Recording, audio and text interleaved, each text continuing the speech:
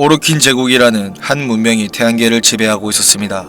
굉장히 발전된 그들은 다른 차원인 보이드를 발견, 그곳을 연구하며 그들의 기술은 많은 발전을 이루게 되었고, 제국의 구성원 중에서도 오로킨이라 불리던 귀족들은 다른 하급 계급층에서 신과도 같이 여겨지는 이들로 신성한 액체인 쿠바를 통해 죽음을 속이며 영원 불멸을 누릴 수 있었죠. 그들은 항상 새로운 예술과 아름다움에 집중했고, 당시의 문명 사회들을 개발되지 않은 사회로 보이게 할 만큼 차원이 달랐습니다. 다른 하급 계층들로 하급 군인들 그리니어는 클론 배양을 통해 탄생한 노예들로 유전자 조작을 통해 단순한 지능을 보유한 채 평생을 노역에 종사했습니다. 연구자인 아르키메디아는 그리니어보다 대우가 나았으나 제국의 7가지 법률을 위반하지 않는지에 대한 끊임없는 감시의 눈초리 속에 살아야만 했습니다. 그리고 오직 오르킨의 명령에만 복종하는 노예 엘리트 전사 닥스들을 근위병으로 보유하는 등 태양계 내에서 오르킨은 절대적인 권력을 보유하여 그 누구도 거스르지 못하였습니다. 오르킨은 보이드에 관한 실험을 계속했고, 자리만 함선에 아이들과 부모들을 실어 보이드로 보내는 실험을 강행했습니다. 그러나 보이드로 향한 함선이 사라지고 수년이 지나 태양계에 다시 나타난 함선, 제국은 함선의 내부 수색을 시작했고, 함선에 있던 성인들이 전원 사망해 있었습니다. 하지만 아이들은 멀쩡한 상태로 있었고, 한 수색원이 가까이 다가가자 겁을 먹은 아이들에 의해 부상을 당하게 됩니다. 보이드의 영향으로 아이들은 통제할 수 없는 보이드의 힘을 지니게 되었습니다. 태양계에서 수년이 지나는 동안 자리만 함선은 아주 잠깐의 시간이었습니다. 보이드에 노출되어 미쳐버린 부모들은 아이들을 죽이려고 했고, 자신들을 죽이려고 하는 부모들을 보이드의 힘으로 어쩔 수 없이 죽여야만 했던 것이었죠. 그 짧은 시간 동안 아이들은 태양계로 돌아왔고 수년이 지나 있었습니다. 오르킨은 미지의 힘에 공포를 느끼고 자리만의 아이들을 은폐하고 잊히게 하였고, 이 아이들은 자리만 함선의 번호 10-5에서 따와 텐노라고 불리게 됩니다. 사건 이후 얼마 지나지 않아 어느 한 아르키메디안이 자처하여 아이들을 보호하며 치유하게 되는데, 그녀의 이름은 마굴리스였습니다. 마굴리스라는 아르키메디안은 상당한 지적 능력을 지닌 최고의 유전학자였습니다. 그녀는 텐노를 발견하고 동정심인지 모성애인지 아이들을 감싸 자식처럼 여겼고, 텐노의 보이드 힘을 제어하고 아이들이 세상을 평범하게 살아갈 수 있는 방법을 찾으려 했습니다. 하지만 마굴리스의 연구에 대해 반대의 목소리가 나오고, 그녀의 연인인 오르킨 집행인 발라스가 연구를 중단하고 텐노를 잊으라는 충고를 하기도 하였으나 그녀는 거절하고 연구를 계속했습니다. 마굴리스는 아이들을 도와주어야 한다고 주장하였고, 그녀는 다른 아르키메디안들을 불러 모아 아이들을 치료하고자 했습니다. 그 과정에서 아이들의 조절할 수 없는 힘으로 한쪽 눈을 잃는 상처를 입기도 하였으나 개의치 않고 더러운 곳에서 아름다운 것이 자라난다는 연꽃의 의미를 알려주며 부모를 잃은 아이들의 새로운 어머니가 되었습니다. 아이들은 보이드의 영향으로 벽 속에 사람이 있다며 정신착란 증세를 보였고, 아이들이 괴로움을 느끼지 않길 바란 마굴리스는 기억들을 조작했습니다. 그녀는 보이드를 이용한 장치를 통해 아이들이 자각몽의 형태로 아바타를 조종하게 하여 보이드의 힘을 통제할 방법을 고안해냅니다. 한편 오르킨은 보이드의 힘을 두려워하여 결국 마굴리스의 행동이 문제시되었고, 그녀는 제국에 대한 배교라는 죄목으로 7인의 재판을 받게 되었습니다. 7인의 재판은 신성하고 절대적이었기에 마굴리스가 살길 바랬던 발라스는 아이들을 도와주고 치료해야 한다 주장하는 마굴리스에게 발언을 철회하라 애원을 했지만, 결국 마굴리스는 끝까지 자신의 주장을 굽히지 않았고 그녀의 자식들을 향해 사랑한다는 말만을 남긴 채 처형되고 맙니다. 처형된 마굴리스가 아끼던 아이들은 발라스가 루아 기지로 보내 관리하게 되었고, 그녀를 사랑했던 발라스는 마굴리스를 그리워하며 슬퍼하고, 그 슬픔은 죄책감과 분노가 되어 오르킨 제국을 멸망시켜버릴 계획까지 세우게 되는데, 오르킨 제국은 그들의 삶과 같이 영원한 듯 보였습니다. 그러나 이 강대한 문명은 어느덧 환경 파괴와 자원 고갈이라는 위기에 봉착하게 되었습니다. 그때 한 연구자 페린톨이라는 자가 있었고, 그가 발명한 물질이 제국의 규율을 어겼다는 이유로 7인의 재판을 받게 되었습니다. 처형당할 위기에 처한 페린톨은 자신의 창조물을 재판에서 공개하며 계획을 설명하기 시작했습니다.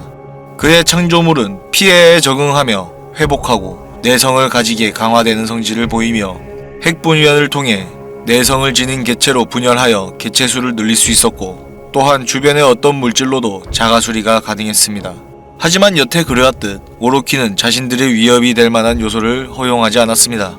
그러나 제국이 몰락으로 치닫고 있는 위기 속에서 오로키는 절실해졌고, 페린톨은 자신의 창조물을 그 해결책으로 내세우고 태양과 같은 항성인 타우 성계에 태양계와 비슷한 환경이 조성되어 있을 것이라고 주장하는 페린톨. 자신의 창조물을 타우 항성계로 보내어 테라포밍을 시행, 그곳에 새로운 정착지를 건설한다는 것이었습니다. 발라스는 규율을 거스를 수 없다며 끊임없이 이의와 불만을 제기했으나 이미 오로킨 7인의 과반수가 페린톨의 계획에 손을 들어주며 페린톨은 재판에서 벗어날 수 있었습니다. 판결이 끝난 후 한숨 돌리는 페린톨. 그런 그의 뒤에 발라스가 나타나 그를 향해 미소 지으며 잘해주었다고 합니다. 페린톨이 제작한 기계들은 그들의 임무를 완수하기 위해 자아를 가진 인공지능으로 설계되었고, 오로킨이 이 계획을 허가한 결정적인 이유는 환경에 적응하는 특성을 보유한 이 기계의 유일한 결함이 보이드에 취약하다는 것이었습니다. 보이드 에너지에 노출되면 특수한 성질들이 없어지게 되어 피해에 매우 취약해지는 것이었죠. 그리하여 타오 성계로 보내진 기계들, 임무를 마치고 보이드를 통해 태양계로 복귀할 시 산산이 분해되어 파괴되도록 계획한 것이죠. 그렇게 타오 성계에 도착한 기계들, 이 기계들은 진화하고 성장하며 오로킨과 인간들이 타오 성계에도 파멸을 가져올 것이라는 판단을 하게 됩니다. 자신들을 센티언트라 명하고 오로킨과 인간들을 제거할 계획을 세웁니다. 태양계로 돌아가기 위해선 보이드를 거쳐야 했지만 지속적인 진화와 성장으로 겨우 버텨서 넘어왔고, 보이드의 여파로 많은 개체수가 줄어드는 희생을 치루어야만 했죠. 그렇게 태양계로 돌아올 수 있었고 곧바로 오로킨을 공격하기 시작했습니다. 이는 훗날 옛전쟁이라 불리게 되는 사건이 됩니다. 오로킨의 뛰어난 기술들로 빚어진 무기들은 오히려 독이 되어 센티언트들을 더 강력하게 만들 뿐이었고, 여러 전투에서 열세를 뗄 뿐이었습니다. 스스로가 만들어낸 괴물과 무기에 멸망할 위기에 처한 오로킨 제국. 오로킨은 어떻게든 센티언트에 적응하고 제압할 수 있는 무언가를 만들어야만 했습니다. 생물체 유전자 조작 실험으로 만들어낸 실패작, 자신들조차 위험해질 뻔한 이 생명체는 생물이던 무생물이던 그것의 특성을 더 강화하여 새로운 생명체로 변하는 것이었습니다. 루아에서 발라스와 연구자들이 연구를 시작하여 닥스 병사들을 지원 여부와 관계없이 특별히 설계된 인페스티드 변종 헬민스를 이용 전사들을 인페스티드에 감염시켜 강력한 병사를 만들어냈고, 그것을 갑옷을 입은 전쟁병기라는 뜻의 워프레임이라 불렀습니다. 새로운 병사들은 강력했고 센티언트를 상대로 활약하는 모습을 보여주었으나 피하 구분 없이 날뛰는 경우가 빈번히 생기게 되고, 센티언트처럼 통제가 불가능할 것이라고 여겼고, 온갖 구문과 세뇌를 통해 의식을 제거하여 자신들의 명령에 충실한 병사로 만들려고 했으나 미약하게나마 유지되고 있던 그들의 의식이 오로킨을 향한 분노와 절망을 느끼고 있었습니다. 그러던 중 새로운 워프레임을 실험했고, 그 괴물은 막을 수 없는 힘으로 날뛰었습니다. 수은처럼 빛나는 몸으로 앞에 있는 모든 것을 부시며 한 마리의 짐승처럼 사람을 죽이고 먹기까지 했습니다. 연구원들은 도망가기 바빴고 어느 한 구역에 도달하게 되는데, 그곳은 자리만의 아이들을 보관하고 있는 곳. 더 이상 도망칠 곳이 없던 이들은 죽음을 기다리고 있었습니다. 하지만 그 괴물은 몇 걸음을 남겨둔 채 가만히 서 있었습니다. 아이들의 보이드의 힘에 의해 워프레임은 평온을 되찾은 것이죠. 이 사실을 알게 된 연구자들과 발라스는 아이들을 이용하여 마굴리스가 만든 장치인 아이들의 치료 목적이었던 전이를 통해 워프레임을 통제하는 것에 성공하며, 그중 아주 특별하고 뛰어난 아이, 당신을 관리하며 도와주고 사랑할 세팔론 오디스도 이때 만들어집니다. 아이들은 자신들의 어머니를 죽인 오로킨에게 복종하는 것이 싫었지만 자신들의 목숨은 오로킨의 손에 있었고 언젠간 복수를 다짐하며 시키는 대로 하는 수밖에 없었습니다. 그렇게 아이들은 군대로 키워졌고 센티언트와의 전투에서 성과를 내며 센티언트는 밀려나는 듯 하였지만 그들의 최후의 수단 나타가 남아 있었습니다. 발라스는 마골리스의 죽음에 대한 죄책감과 분노로 오로킨 제국을 멸망시킬 계획을 하고 있을 때 센티언트가 전쟁을 일으켰고, 발라스는 제국의 멸망을 위해 센티언트의 수장 헌하우와의 동맹, 그리고 마골리스를 다시 살려내기 위해 거래가 될 만한 것이 필요했고, 그것이 바로 워프레임이었습니다.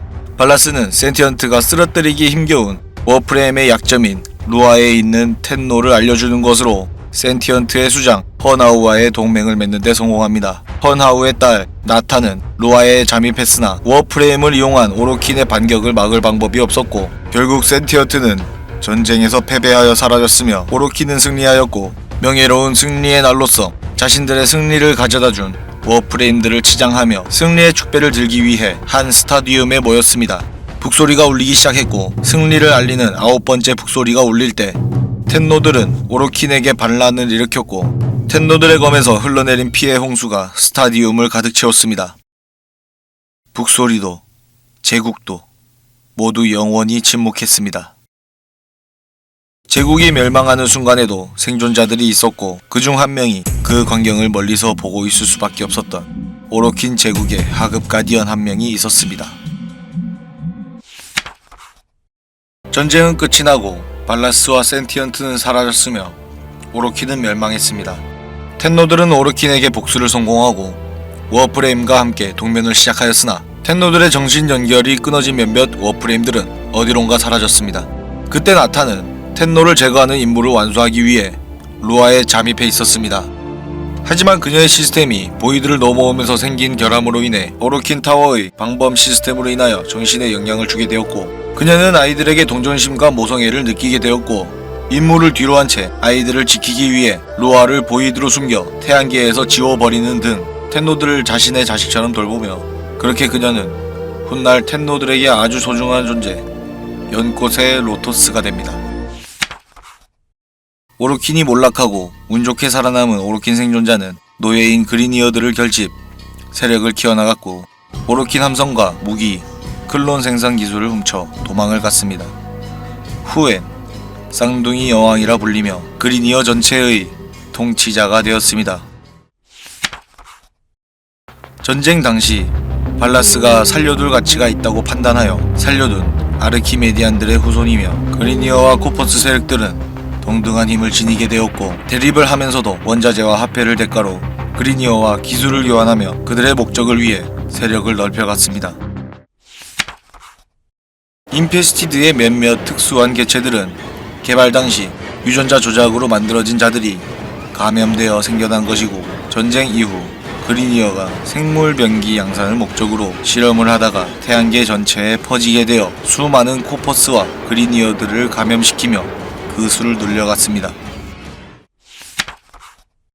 전쟁이 끝나고 분기 이후 코퍼스, 그리니어 세력으로 나뉘게 되고, 두 세력에서 또 다른 세력들이 나타나니 스틸 메리디안, 아비터즈 오브 엑시스, 세팔론 수다, 레드베일, 더 페린 시컨스, 뉴로카, 세팔론 시마리스, 오스트롬, 솔라리스 연합 등이 생겨났고, 그들 중 살아남은 오로킨 전사 닥스 한 명이 전투교관으로 존재했습니다. 태양계의 균형을 유지하고 약자를 보호하는 것이 주된 목적인 로토스가 균형을 위해 중립지역이 필요하다고 생각하여 특정 행성마다 릴레이 함선을 만들게 되었고, 사이가 좋지 않은 세력들도 그곳에선 싸움이 일어나선 안 되는 곳이었습니다. 그러나 중립지역의 평화도 잠시, 그리니어와 코퍼스는 자신들의 배신자들이 모인 곳 릴레이는 눈의 가시였고, 릴레이를 파괴하기 위한 계획을 세우게 됩니다.